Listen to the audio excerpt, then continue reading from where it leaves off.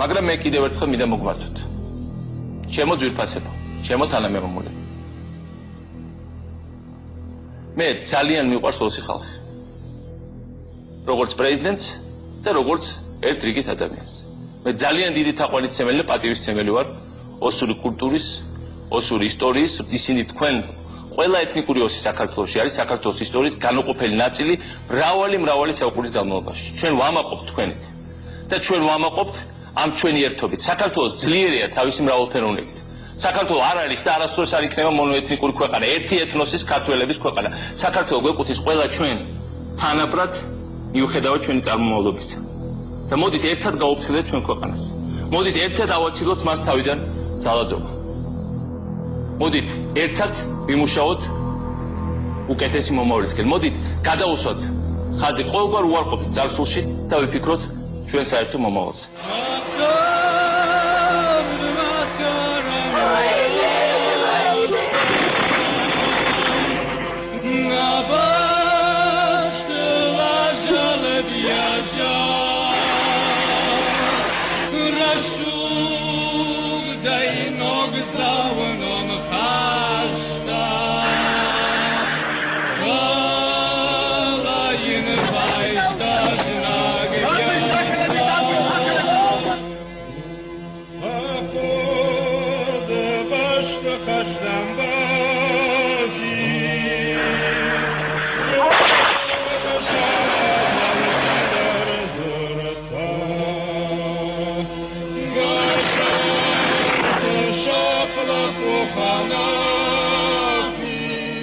August 8, 2008 became another tragic date on the global calendar.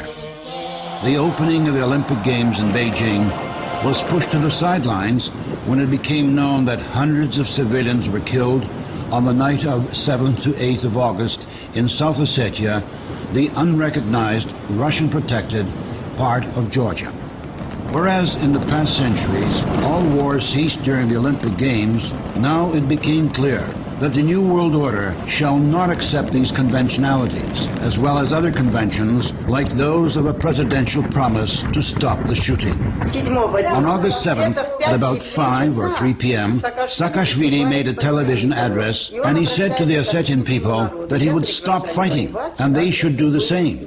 Saakashvili said that back then he agreed to negotiate, etc. In a word, this relaxed the people. I went to sleep calmly. It was about midnight that the shooting started, and it was terrible.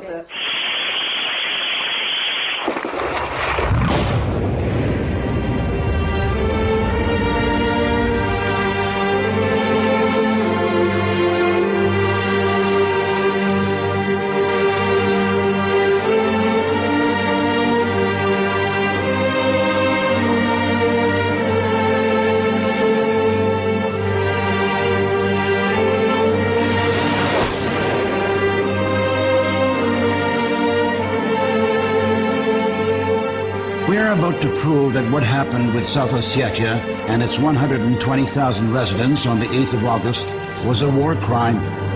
In the civilized world, it is a rule to try rulers responsible for massacres of civilians and genocide by court-martial. The Georgian army received the order to attack the sleeping Tsinwal from President Mikhail Saakashvili. But who does Saakashvili himself receive orders from? Who finances the Georgian army? Who supplies Georgia with state-of-the-art military equipment? Why were there Afro-American mercenaries in NATO uniform found among the killed aggressors? Who in South Ossetia was the fifth column? A traitor that opened the door to the enemy.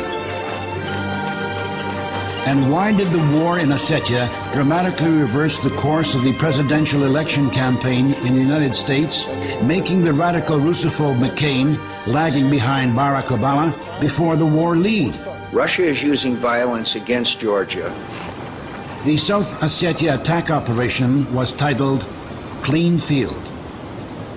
This was certainly the best option for Georgia.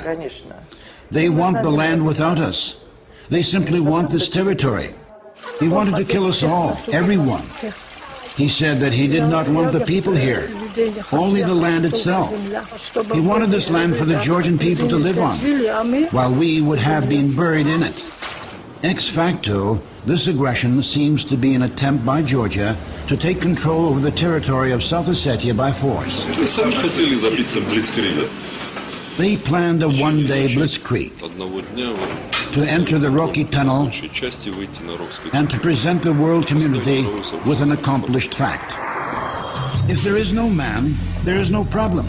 If there's no population of South Ossetia, no one to upset the plans of capturing the fertile lands. They knocked on the basement doors. They said, "Come out, you Ossetians. Come out. The Russians will not help you." However, that small victorious war went wrong. It was already in the evening of August the 8th that the Russian army entered South Ossetia through the Rocky Tunnel, and by August 10th had already forced the Georgian aggressors back to Gori. It was only then that the world community noticed that an irreparable event took place in the Caucasus. The United States of America stands with the democratically elected government of Georgia.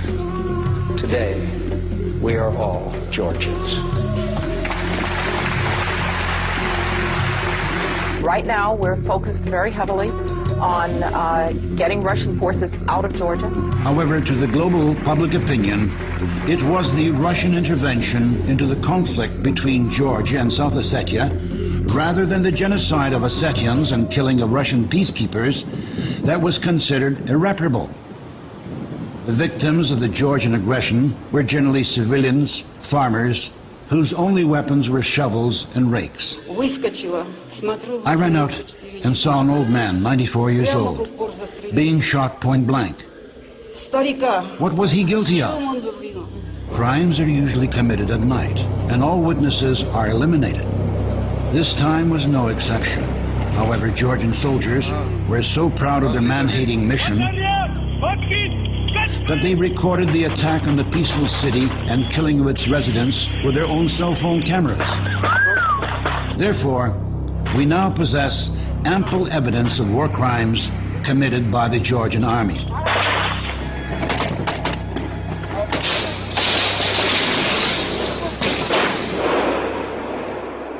This video shows them already advancing inside. We can see indiscriminate shooting. Please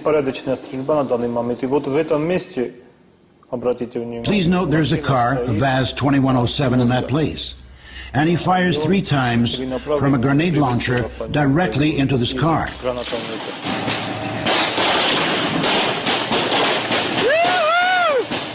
Please note that the machine starts to burn. There was a family of 3 people in it. The soot you can see is generated by the very automatically mounted grenade launcher. It is in this car that the Jusoyev family tried to escape from the enemy occupied the city. The woman managed to jump out of the car and watch the Georgian soldiers burn her husband, Mair, and their 2 children, 14-year-old daughter, Dina, and 15-year-old son, Aslanbek. The grandfather of these children, Zaur Jusoyev, no longer sees any point in living. My children were all very beautiful. I was happy and proud of my children. They were so beautiful, so young and capable. On the 8th of August, when the shooting quieted down a little bit, my son said, "Dad, I may manage to sneak through and go to the North Caucasus." He put the children into the car, but it was even before he managed to leave the city that a tank appeared going directly towards them. They fired point blank and killed all my children. They had it their own way. They burned everything. Such atrocities.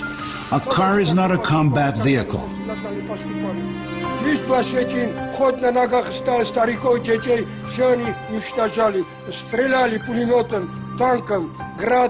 The specific features of South Ossetian territory imply that there are Ossetian villages bordering with Georgian villages. In peacetime, these 2 peoples live together on a small plot of land in a perfectly neighborly way. That the sudden disappearance of Georgian women and children a few days before the attack on Sinwal did not go unnoticed.